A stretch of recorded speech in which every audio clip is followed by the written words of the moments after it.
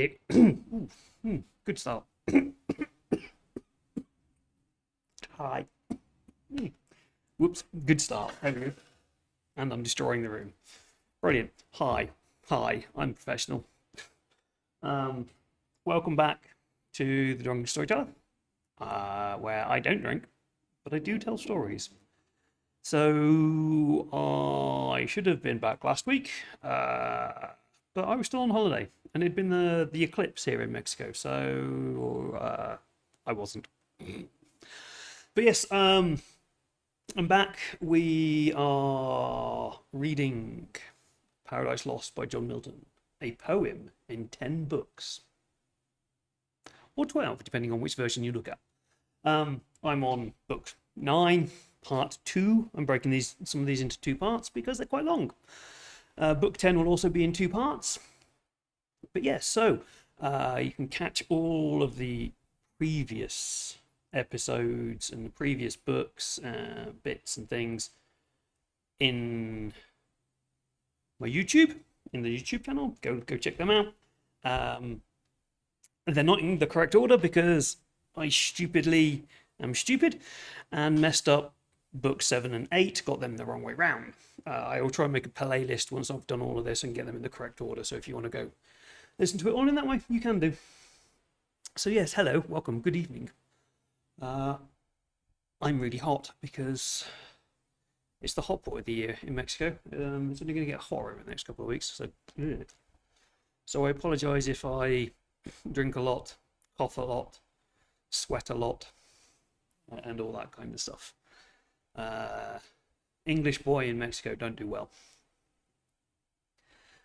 So anyway, we shall carry on with this. We should just get straight in, and then we shall see where it goes. I don't know how long this is going to take. This is 13, 14 pages. So we'll see. Maybe about half an hour, 40 minutes, depending on how hot I get. So what you need to do is you need to sit back, grab yourself a drink, nice mango water, and enjoy the tales.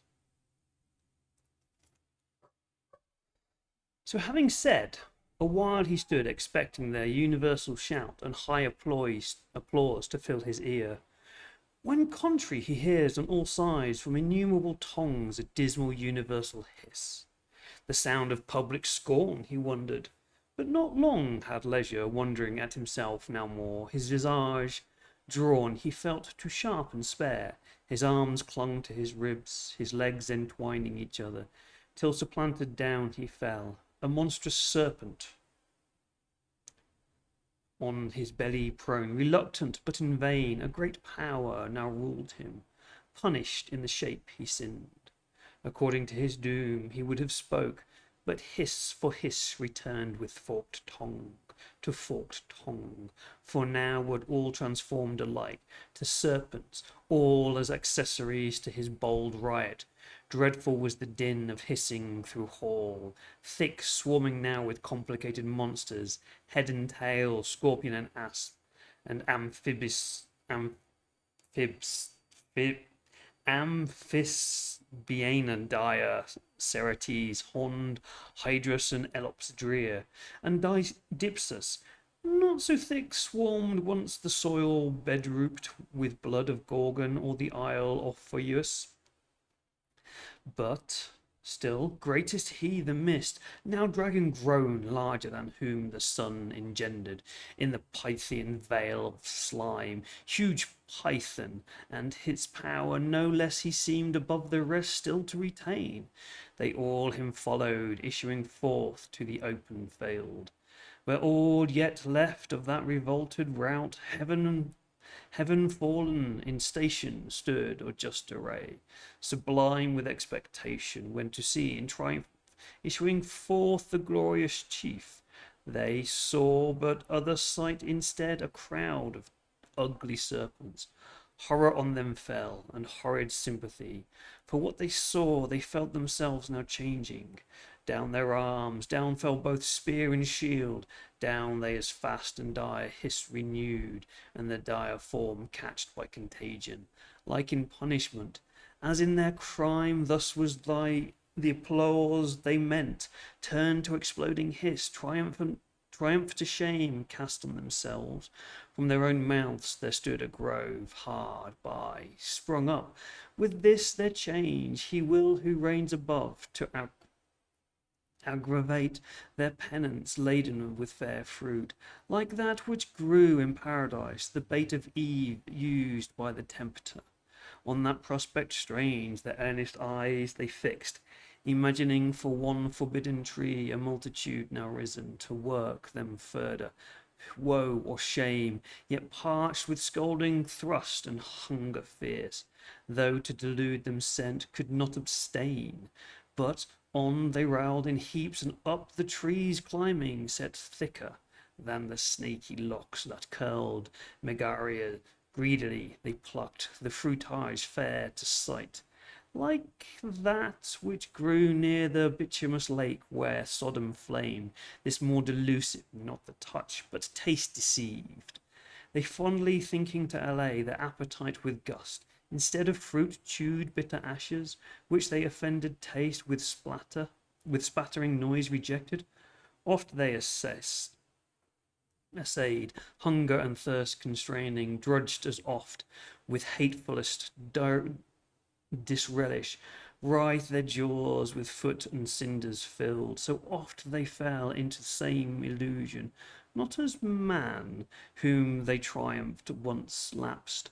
Thus were they plagued and worn with famine, long and ceaseless hiss, till their lost shape permitted, they presumed yearly enjoyed, some say, to undergo this annual humbling certain numbered days, to dash their pride and joy for men seduced. However, some tradition they dispersed among the heathen of their purchase got, and fabled how the serpent, who they called Ophion with Euonymy, the wide encroaching Eve perhaps, had first the rule of high Olympus, thence by Saturn driven and Ops' ear, yet Dictaean Jove was born. Meanwhile in paradise the hellish pair too soon arrived, sin in their power before, once actual now in body, and to dwell habitual habitant. Behind her death close following pace for pace, not mounted yet on this pale horse to whom sin thus began, second of Satan sprung, all-conquering death. What thinkest thou of our empire now? Though earned with travail difficult, not better far than still at hell's dark threshold to have sate watched unnamed, undreaded, and thyself half starved. Whom thus the sin-born monster answered soon, to me, who with eternal famine pine, alike is hell or paradise or heaven, their best, where most with raven I may meet, which here, though plenteous, all too little seems to stuff this vast unhide-bound corpse. To whom the incestuous mother thus replied, thus, therefore, on these herbs and fruits and flowers, first feed on each beast, next and fish and fowl. No homely morsels and whatever thing... I'm going to have to shut that door, aren't I? Yes, stupid dogs. Sorry about that.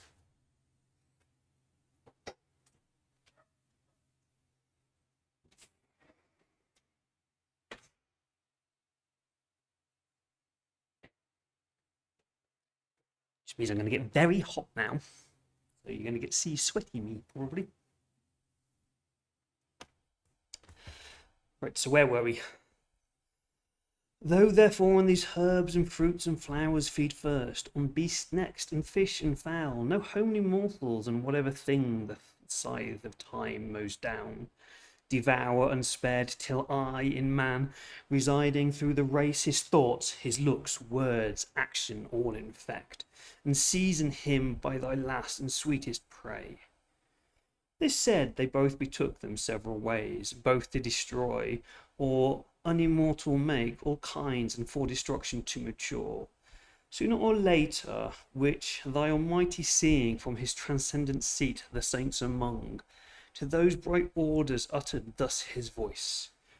See with what heat these dogs of hell advance to waste and havoc yonder world, which I so fair and good created, and had still kept in that state, had not for the folly of man let in these awful furies, who impute folly to me. So doth the prince of hell and his adherents, that with so much ease I suffer them to enter and possess a place so heavenly, and conniving seemed to gratify my scornful enemies, that laugh as if transported with some fit of passion.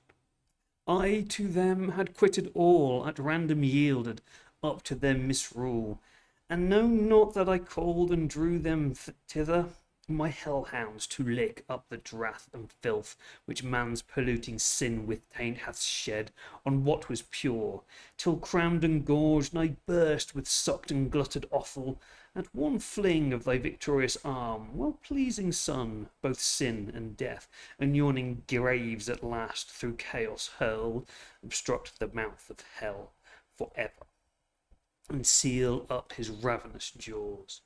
Then heaven and earth renewed shall be made pure to sanctity, that shall receive no stain. Till then the curse pronounced on both proceeds, he ended, and the heavenly audience loud sung hallelujah, as the sound of seas through the multitude that sung.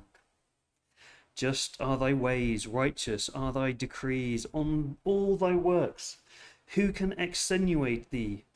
Next to the Son, destined restorer of mankind, by whom new heaven and earth shall to the ages rise, or down from heaven descend, such was their song. While the Creator, calling forth by name his mighty angels, gave them several charge, assorted best with present things, the Son had first his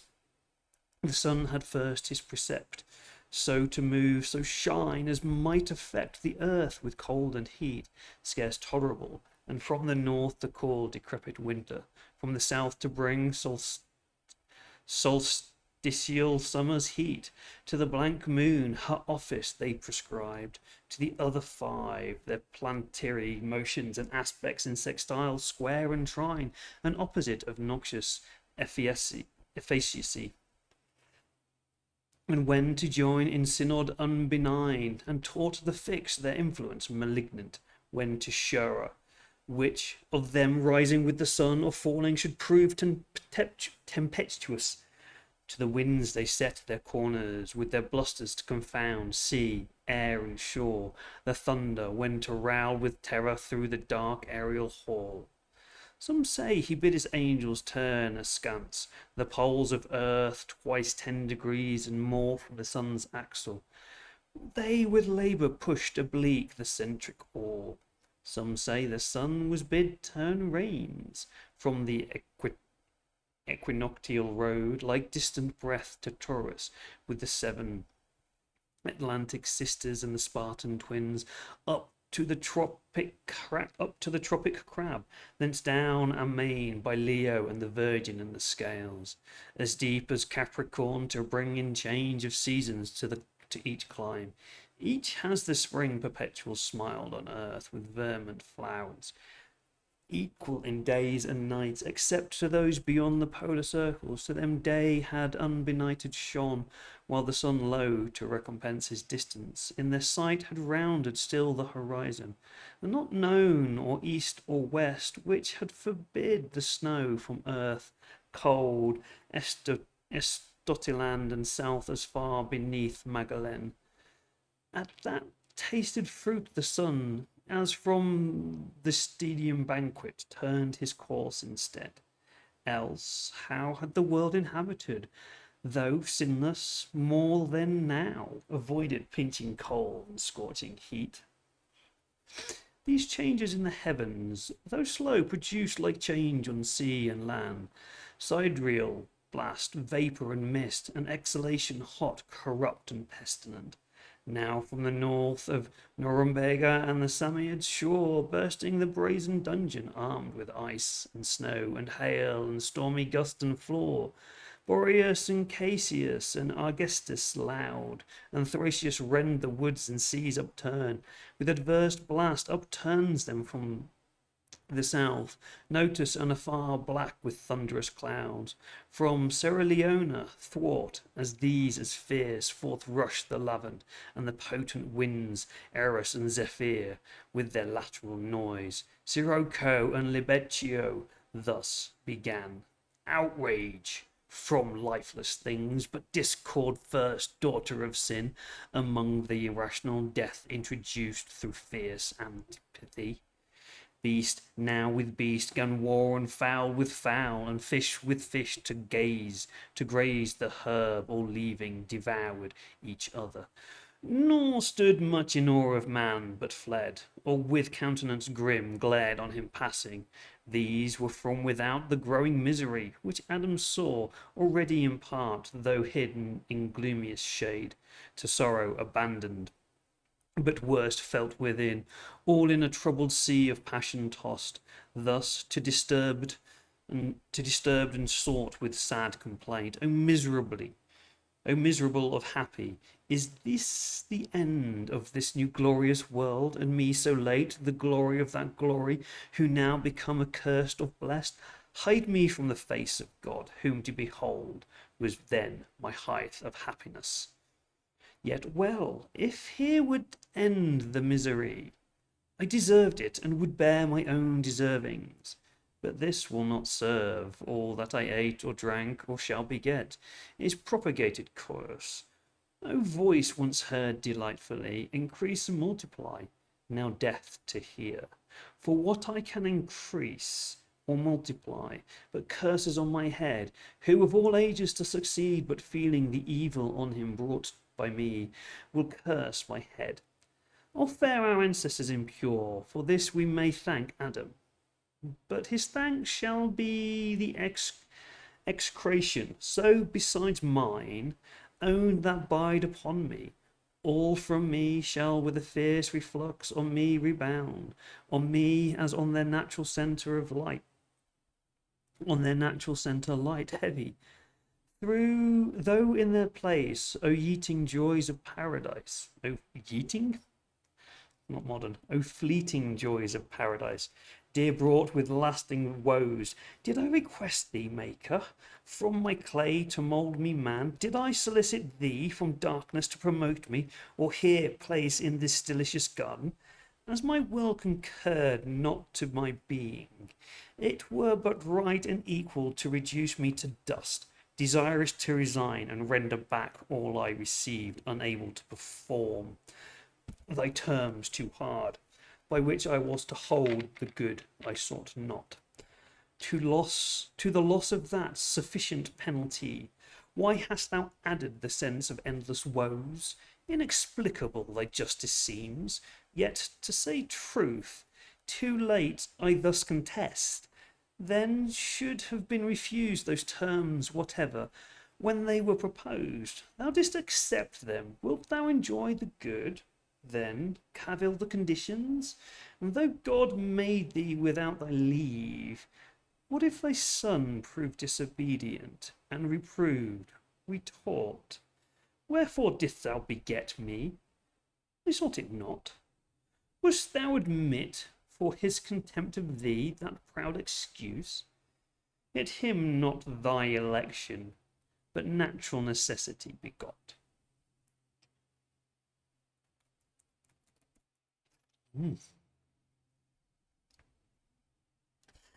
God made thee of choice his own, and of his own to serve him.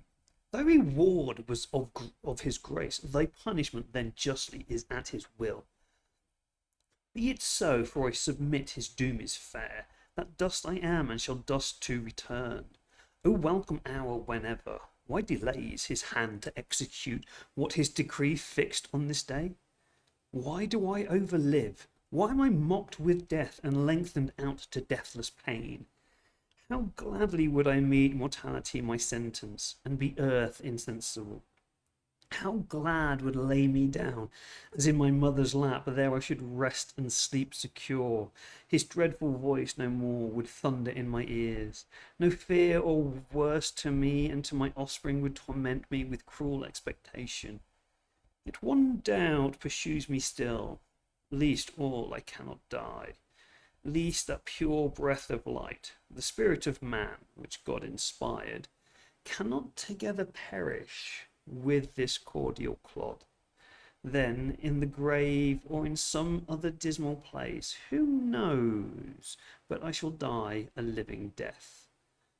O thought horrid if true, yet why? It was but breath of life that sinned. What dies but what had life and sin? The body properly hath neither. All of me then shall die. Let this appease the doubt, since humane reach no further knows.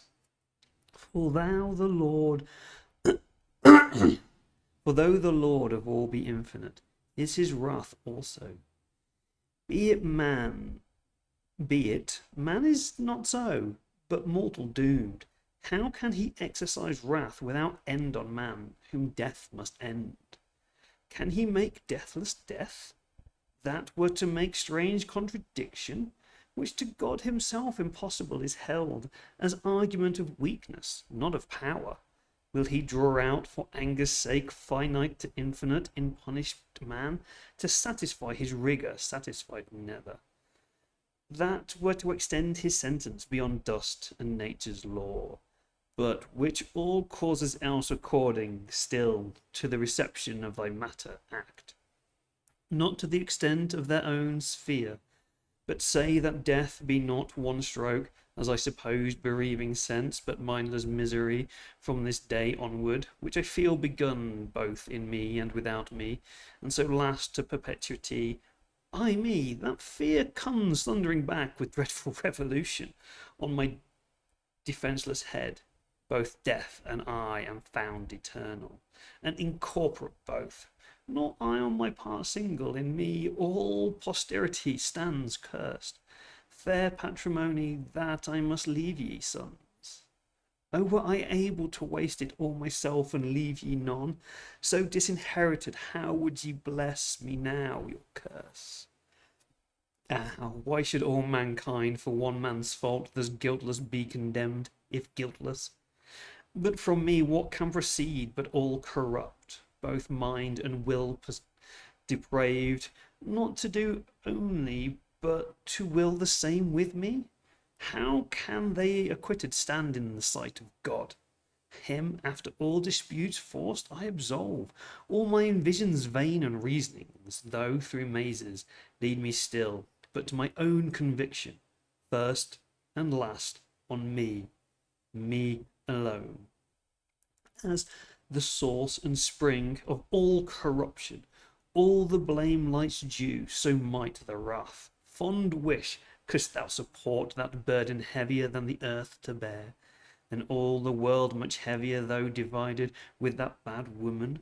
Thus what thou desirest and what thou fearest alike destroys all hope of refuge and concludes thee miserably beyond all past example and future to Satan, only like both crime and doom. Oh,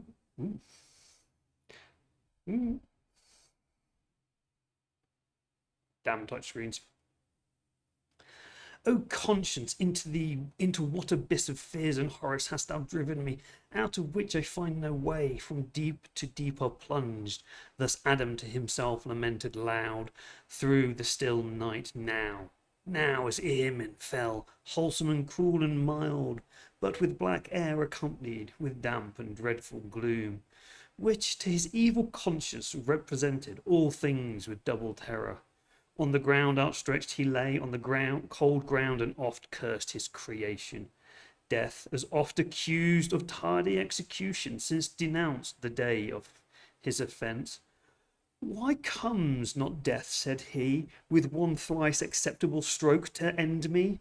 Shall truth fail to keep her word, justice divine not hastened to be just?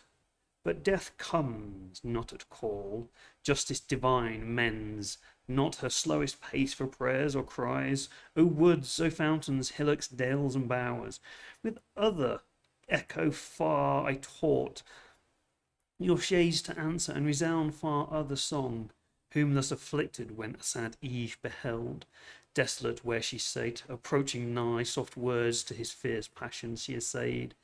But her with stern regard as thus replied, "Out of my sight, thou serpent! That name best befits thee. With him lead thyself as false and hateful nothing wants, but that thy shape like his, and colourless and colour serpentine may shew thy inward fraud to warm all creatures from thee henceforth, lest that too heavenly form pretended to hellish falsehood snare them. But for thee I had persisted happy, had not thy pride and wandering vanity, when lest was safe, rejected me for warning, and disdained not to be trusted, longing to be seen, though by the devil himself, him overweening to overreach, but with the serpent meeting, fooled and beguiled by him, though I by thee. To trust thee from my side, imagined wise, constant, mature, proof against all assaults, and understood not all was but a shrew, rather than solid virtue, all but a rib crooked by nature, bent as now appears, more to the part sinister from me drawn. Well, if thrown out as supernumerary to my just number found, oh, why did God, Creator wise, that people highest heaven with spirits masculine, create at least this novelty on earth, this fair defect of nature, and not fill the world at once with men as angels without feminine, or find some other way to generate mankind? This mischief had not then befallen, and more that shall befall innumerable disturbances on earth through female snares, and straight conjunction with this sex, for either he never, yes, for either he never shall find out fit mate, but such as some misfortune brings him, or mistake, or whom he wishes most shall seldom gain through his perseverances, but shall see her gained by far worse, or if she love withheld by parents, or his happiest choice too late, shall meet already linked and wedlocked bound to fell adversary, to hate or shame, while which infinite calamity shall cause to human life and household peace confound. He added not, and from her turned, but Eve, not so repulsed with tears that ceased not flowing, and tresses all disordered, at his feet fell humble, and embracing them, besought his peace, and thus proceeded in her plaint: "Forsake me not thus, Adam, witness heaven, what love sincere and reverence in my heart I bear thee. Unweeting have offended, unhappily deceived thy suppliant. I beg and clasp thy knees, bereave me not whereon I live. Thy gentle looks, thy aid, thy counsel in this uttermost distress, my only strength and stay, forlorn on thee. Whither shall I betake me? Where subsist? Where yet we live, scarce one short hour perhaps, between us two let there be peace, both joining as joined in injuries, one enmity against a foe by doom express assigned us, that cruel serpent. On me exercise not thy hatred for this misery befallen. On me, already lost, me, then thyself more miserably. Both have sinned, but thou against God only, I against God and thee, and to the place of judgment will return there with my cries importune heaven, that all the sentence from thy head removed may light on me, sole cause to thee of all this woe, me only just object of his ire." She ended, weeping, and her lowly plight, immovable till peace obtained from fault, acknowledged and deplored, in Adam wrought commiseration. Soon his heart relented towards her, his life so late and sole delight, now at his feet submissive in distress. Creatures so fair, his reconcilement seeking, his counsel whom she displeased, his aid, as one disarmed his anger all he lost, and thus with peaceful words upraised her soon, unwary and too desirous as before, so now of what thou knowest not, who desirest the punishment all on thyself. Alas, bear thine own first, ill able to sustain his full wrath. ill able to stain his full wrath, whose thou feelest as yet least less part, and my displeasure bearest so ill. If prayers could alter high decrees, I to that place would spend before thee, and be louder heard, that on my head all might be visited, thy frailty and infirmer sex forgiven, to me committed, and by my exposed. But rise, let us no more contend, nor blame each other, blamed enough elsewhere, but strive in offices of love, how we may lighten each other's burden in our share of woe. Since in these days death denounced, if aught I see, will prove no sudden, the slow packed evil a long day's dying, to augment our pain. And to our seed, O hapless seed, deprived, to whom thus Eve, recovering heart, replied,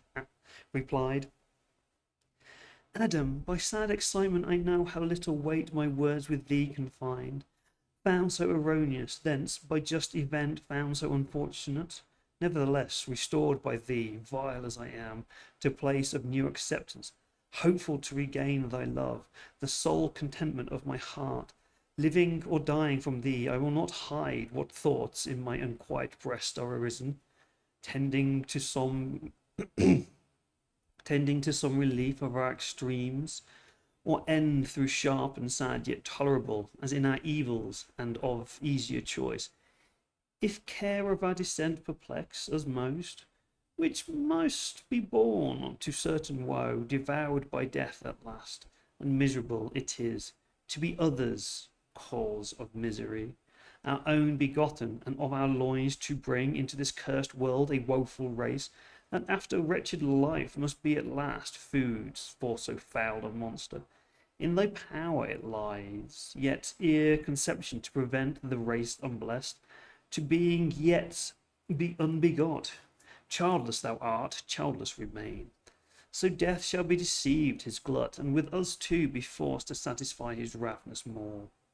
But if thou judge it hard and difficult, conversing, looking, loving, to abstain from love's due rites, nuptial embraces sweet, and with desire to languish without hope, before the present object languishing with like desire, which would be misery and torment, less none of what we dread, then both ourselves and seed at once to free from what we fear for both, let us make short, let us seek death, or he not found, supply with our own hands his office on ourselves.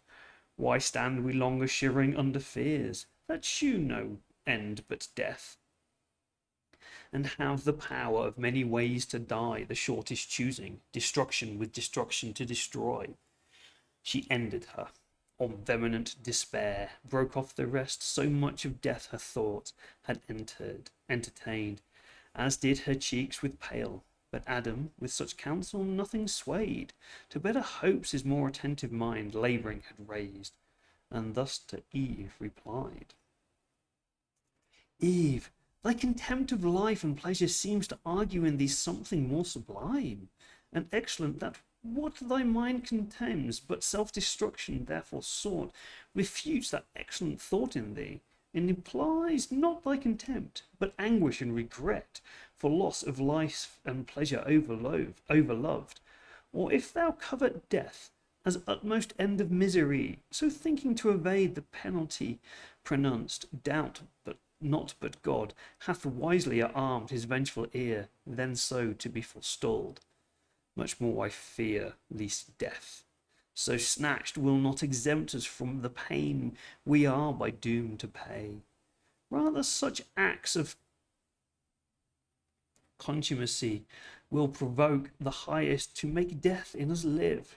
Then let us seek some safer resolution, which methinks I have in view, calling to mind with heed part of our sentence, that thy seed shall bruise the serpent's head, piteous amends unless be meant, whom I conjecture our grand foe Satan, who in the serpent hath contrived against us this deceit, to crush his head would be revenge indeed.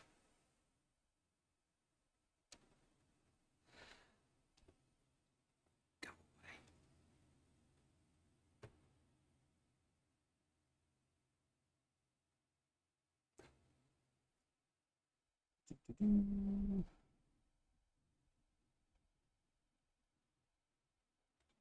1 second.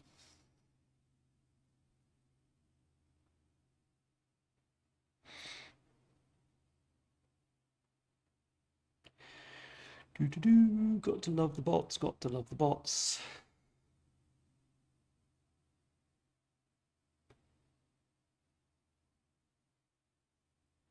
Where's the bot thing gone?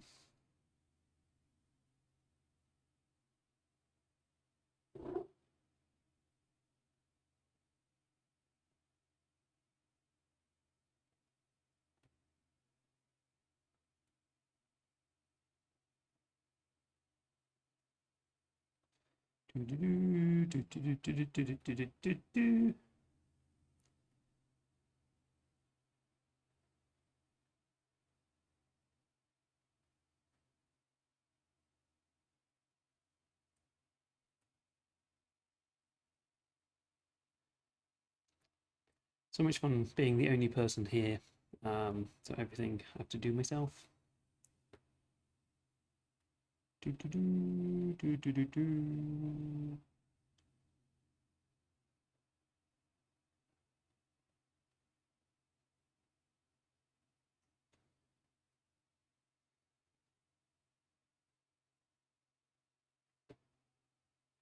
away.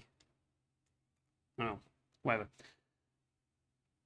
That'll do. Now I need to know where I am. Something about squishing a head.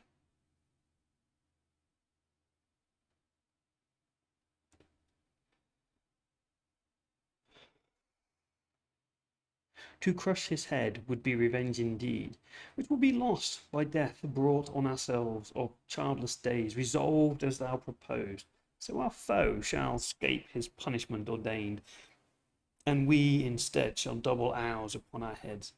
No more be mentioned then of violence against ourselves and wilful barrenness that cuts us off from hope and savours only rancour and pride, impatience and despite, reluctance against God and his just yoke laid on our necks. Remember with that what mild and gracious temper he both heard and judged without wrath or reviling, we expected immediate dissolution, which we thought was meant by death that day, when lo, to thee pains only in childbearing were foretold, and bringing forth soon recompense with joy, fruit of thy womb. On me the cursor slope glanced on the ground. With labour I must earn my bread. What harm? Idleness had been worse. My labour will sustain me, and least cold or heat should injure us. His timely care hath besought provided, and his hands clothed us unworthy, pitying him while he judged. How much more if we pray him will his ear be open and his heart to pity incline, and teach us further by what means to shun the inclement seasons, rain, ice, hail, and snow, which now the sky with various faces benighs to shew us in this mountain, while the winds blow moist and keen, shattering the graceful locks of these fair spreading trees, which bids us seek some better shroud, some better warmth to cherish. Our limbs be numbered ere this diurnal star leave cold the night. How we his gathered beams reflected may with matter sear foment, or by collision of two bodies grind the air a tribute to fire, as late the clouds justling or pushed with winds rude in their shock, tine the slant lightning, whose thwart flame driven down kindles the gummy bark of fir or pine, and sends a comfortable heat from far, which might supply the sun such fire to use, and what may else be remedy or cure to evils which our own misdeeds have wrought. He will instruct us, praying, and of grace beseeching him, so as we need not fear to pass commodiously this life, sustained by him with many comforts, till we end in dust, our final rest and native home. What better can we do than to place repairing where he judged us, to prostrate fall before him reverent, and there confess humbly our faults, and pardon beg with tears watering the ground, and with our sighs the air frequenting, sent from our hearts contrite, in sign of sorrow unfeigned, and humiliation meek, undoubtedly he will relent and turn from his displeasure. In whose look serene, when angry most he seemed and most severe, what else but favour, grace, and mercy shone? So spake our father penitent. Not Eve felt less remorse, they forthwith to the place repairing, where he judged them prostrate, fell before him reverent, and both confessed humbly their faults, and pardon begged with tears watering the ground, and their sighs the air frequenting, sent from hearts contrite, in sign of sorrow unfeigned, and humiliation meek. The end of the 9th book of Paradise Lost. So there we have it. Book 9 done. One more book to go for this. And yeah, once we've done book 10 and we've finished Paradise Lost, we should move on to something new. I'm probably going to do a slight change up as well. I think I'm going to stop streaming these and I'm going to do something slightly different. If anybody has been paying attention to my social media or anything like that, you might be aware that I've been drawing lots and painting and things. So what I might do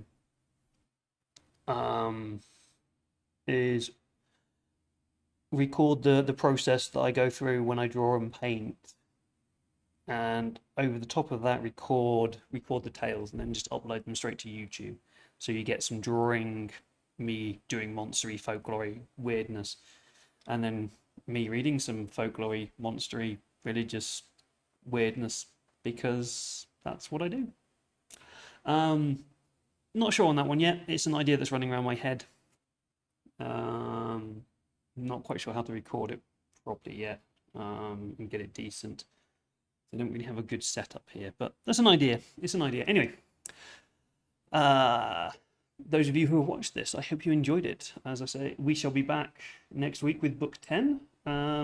If you want to, you can go out and check out the podcast where I actually released an episode last week. Short horror. Only a very short episode. It involves the devil, surprise, surprise. It involves ropes made of sand, and it involves farting. So go check that out. You can wherever you find all your podcasts, the Drunken Storyteller podcast. Go check it out. Have some fun. Have a laugh.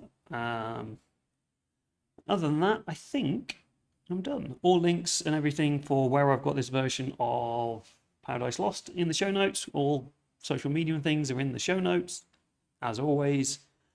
And all that is left for me to say is goodbye. Oh, no, I've got some other things. I should remember other things. Wednesdays, I'm over on Stolen Fires, where we are running Tales from the Loop. They've got a baby. They've got a pet. Stuart. Don't know why it's called Stuart. Just called Stuart. It's loved and horrified at the same time. So come join us over on Stolen Fires for that fun and games. Every Friday night, 5 p.m. Pacific time. I want to say 5:30 Pacific time, 6:30 Mountain time. Fridays at some point soon we'll be starting Old Gods of Appalachia. That keeps getting put back for various reasons. It's likely to start in May. Yeah, May is after April, isn't it? Yeah, April, May, yeah. Like to start in May. Over at Darker Days Radio, we have just recorded the lore episode for Old Gods of Appalachia, where we do a deep dive into the lore. And I make some mistakes. And I've just had to record an apology for that one. But yeah, so that will be out next Friday. Well, not next Friday, this coming Friday, I think, for the deep dive on the lore. And then in 2 weeks, we'll be doing the character creation and rules. And then 2 weeks after that, we shall be doing an actual play. So Old Gods is a great setting. So do check that out. But I think that's it. Yeah, I think that's all I've got to say for the moment. So all that is left for me to say is goodbye, my friends.